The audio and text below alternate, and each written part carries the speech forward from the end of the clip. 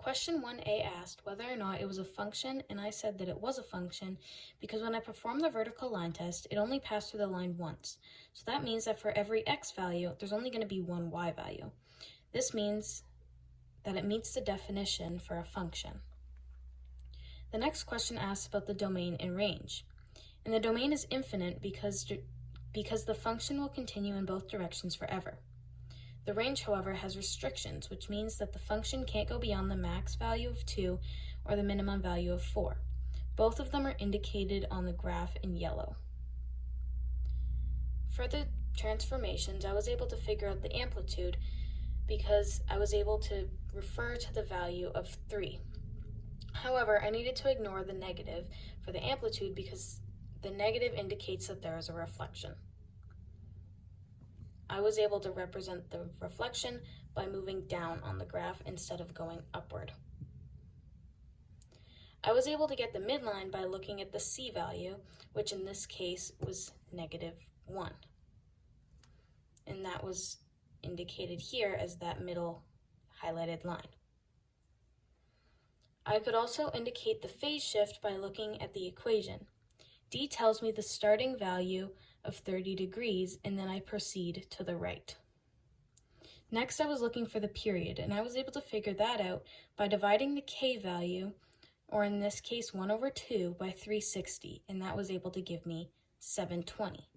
And then if you look on this graph, one full cycle is 720 degrees. In order to graph this, I needed to calculate my max and min values by adding and subtracting it from the midline. After that, I applied all of my transformations by placing each key point after each 180 degrees. So the first one here starts at 30, and then 180 degrees later, it comes over here to 210, and it continues for the rest of my graph.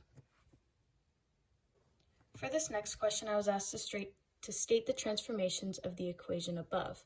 So first what I had to do was I was supposed to factor out the k value, or 1/2 in this case. So the first thing that I had to do was figure out if it was going to be a vertical stretch or a vertical compression. And I was able to figure out that it was a vertical stretch because if it were to be a vertical stretch, the a value has to be greater than 1. And 2 is obviously greater than 1, meaning that it is going to be a vertical stretch. Next, I was supposed to figure out whether or not it was going to be a horizontal stretch or a horizontal compression.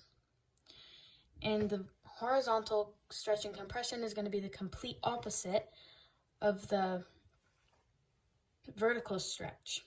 So if it's less than 1, then it's going to be a vertical stretch, and if it's more than 1, then it's going to be a vertical compression. And 1/2 is obviously less than 1, so then I take the reciprocal, meaning that the horizontal stretch is going to be 2. So I was able to determine the shifts by looking at the D and C value. So that's going to be the 6 and the -4. And then because it was +6, I move the whole function 6 units to the left, and because it's a -4, I move the whole function down 4 units. So after I applied all of those transformations on this graph, I move it over to this graph over here, and that shows the final equation with all of my transformations. So for my last question, I was asked to determine the equation of this exponential graph. So the first thing that I was supposed to do was I was supposed to determine the asymptote, and that was how I was able to get this +3. So if you notice here, it never actually meets the asymptote. So that is how I was able to determine that C value. The next thing I was supposed to do was I was supposed to sub in the y-intercept to solve for A. So that's what I did here. So first, it meets at 0, 1. So then I subbed in that 1 for the y, and then I subbed in the 0 for this x and the exponent. So that B0 gets eliminated, and then I shift this 3 over to isolate for A, and then that gives me -2 for A. So after that, I have to sub in another point to solve for the B, or the base. So I chose this point right here. So then that -1 goes in for y, and the other -1 goes in for x. And then that -3 got moved over here to give me -4. And then I was left with -2b to the power of -1. So I wanted to get rid of that -2. So I was able to get rid of that, which gave me just +2 because those negatives are going to cancel out. So I was left with 2 equals b to the power of -1. And then I had to get rid of that -1, so I had to apply that to both. And to get rid of that negative, I just had to take the reciprocal, which gave me 1 over 2b. So when I put it all together, I was able to get f at x equals -2 multiplied by 1 over 2 to the power of x plus 3.